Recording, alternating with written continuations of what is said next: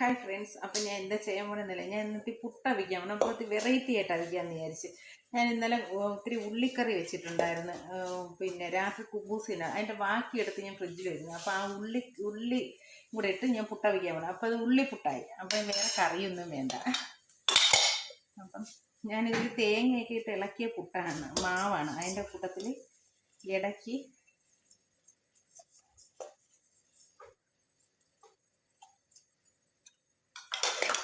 ഉള്ളിക്കറി വെച്ചിട്ടുണ്ടായിരുന്നു, മുട്ടക്കറിക്ക് വെച്ചതിൻ്റെ.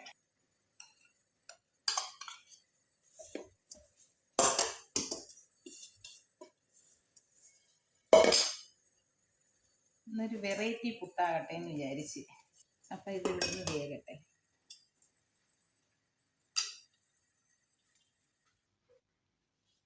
ഗേസ്, ഞാനപ്പം പുട്ട വെച്ചെടുത്ത്, ഉള്ളിപ്പുട്ട വെച്ചെടുത്ത്. പക്ഷേ എനിക്കൊരു അബദ്ധം പറ്റി ഗേസ്. നിങ്ങൾ ആരെങ്കിലും ചെയ്യുമ്പോൾ ഇങ്ങനെ ചെയ്യരുത് കേട്ടോ.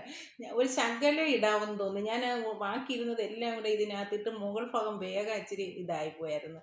പിന്നെ എങ്ങനെയെങ്കിലുമൊക്കെ ഞാനത് വേവിച്ചെടുത്ത്. പക്ഷെ സംഗതി സൂപ്പറാണെന്ന് തോന്നി. ഞാനൊന്ന് കഴിച്ചു നോക്കട്ടെ.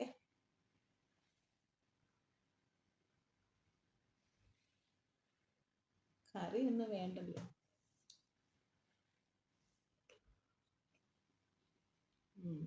സൂപ്പറാ, അടിപൊളിയാണ് കേട്ടോ. കട്ടൻ ചായയും ഉണ്ട്.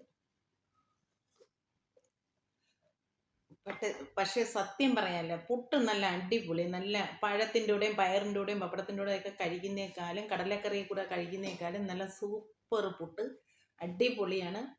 ഒന്ന് ചെയ്ത് നോക്കി, നല്ല അടിപൊളിയാണ്. ഉള്ളിക്കറി, മുട്ടക്കറി വയ്ക്കാൻ വയ്ക്കുന്ന ഉള്ളിക്കറിയാണ്, അതിട്ടാണ് ഞാൻ ചെയ്തത്. സൂപ്പറായിരുന്നു.